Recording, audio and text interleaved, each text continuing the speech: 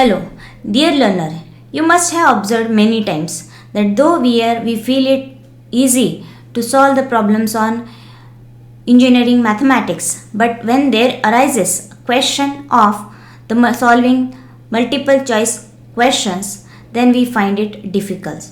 So in this video lecture, I am presenting before you some of the multiple choice questions on Fourier series, with the help of which you can clear the various competitive exams such as SET, NET, GATE, University and many more.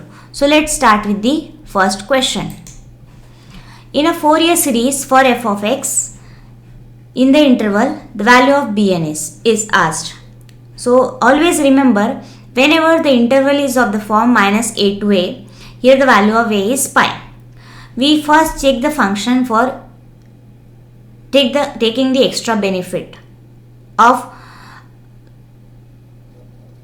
minimizing the calculation part. So let's see whether this function is even or odd. So for this we just need to do one thing, that is replacing x by minus x. If you will find f of minus x is equal to f of x. So as this is a mod function, so whatever will be the nature of the function inside the mod function always comes out to be even function. So this is always a even function. And for even function, we just have the Fourier coefficient a0 and an. Whereas directly the value of Bn is 0. So that's why value of Bn is 0, hence option number D. Let's have the next question. The Fourier series for. Again, Fourier series for this function is asked in the interval minus pi to pi. But the options given are different. Here we just have to show them whether it contains completely a sine term, cosine term, like this. So again we will check this function for a even and odd. So if I'll replace x by minus x, what I'll find here, that f of minus x is equal to minus of f of x. So that's why given function is odd function, and any odd function contains only the term of Bn, whereas a0 and an is 0. So when we have a term of Bn, so that is corresponding to a sine term. Hence option number A is the correct one. Let's have the next question. The constant term is asked over here. Again this function is defined in the interval minus a to a. So let's first see whether it is even or odd. So it's an even function. That's why the constant term formula for an even function will have the form a0 is equal to 2 by L integral 0 to L. If it is not an even function, then this formula will be 1 by L. Remember this change, right? As if this is an even function, so that's why formula is 2 by L integral 0 to L. If it will not be an even function, then the formula will be 1 by L minus L to L. So these changes one should note. Okay, so this is an even function. So this is the formula with L as 2. So put the value of L as 2 and corresponding function f of x, you will get the value of a0, which is nothing but a representation of constant term, comes out to be minus 4 by 3. So that's why option number B is the correct one.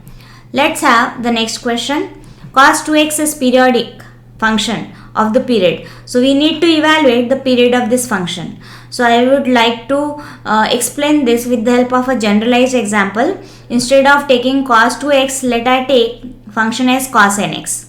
Right? So f of x is cos nx. So just replace x by x plus 2 pi by n. Let's see whether we get f of x is equal to f of x plus 2 pi by n or not. Right? Why I am taking this? Because the function of periodic with the period t is relation holds if f of x plus t is equal to f of x. So here I am getting f of x plus 2 pi by n is equal to f of x. So on comparing, we find that the value of capital T is 2 pi by n. So therefore cos nx is periodic with a period 2 pi by n. In this case the value of n is 2, so this becomes 2 pi by 2, that is nothing but pi. So that's why cos 2x is periodic with a period pi. If suppose this would be the question that of cos 5x, then it will be 2 pi by 5 will be the period of that function, right? This relation or this identity holds for sine function also, right? That sine 2x is periodic with a period what? Pi. if it will be sin nx, then sin nx will be periodic with a period 2 pi by n, right? Okay, let's have the next question. F of x is odd function given, then we'll have to find out what is the nature of this. So in order to get the nature of this, just remember one standard formula, that if in a product of two function, both the function are of the same nature, then the product comes out to be always even, and if they are of the different nature, then product is always odd. So let's see first what is the nature of cos 2x. Okay, so let us denote cos 2x by g of x. Verify the condition g of minus x is equal to g of x, or g of minus x is equal to minus of g of x. So here we will get g of minus x is equal to g of x. Okay, so that's why g of x is equal to cos 2x is a even function. Hence we have a inner product, one as odd, other as even, both are of different nature, so product comes out to be odd function. That's why option is A. Now here this formula is required. So if you remember the formula of Euler coefficient for a half range, so that is nothing but it is given by 2 by L integral 0 to L for a half range function. Again, as in this integrand we have a sine function, so this out of the options given, option C is directly discarded because it is talking about cosine series, right? So when we have sine function, so that is nothing but a sine series only. So we will have to see which are the conditions satisfied. So if I'll put L as say pi, so I will have a simplification like this. So that is what is mentioned in the option number A.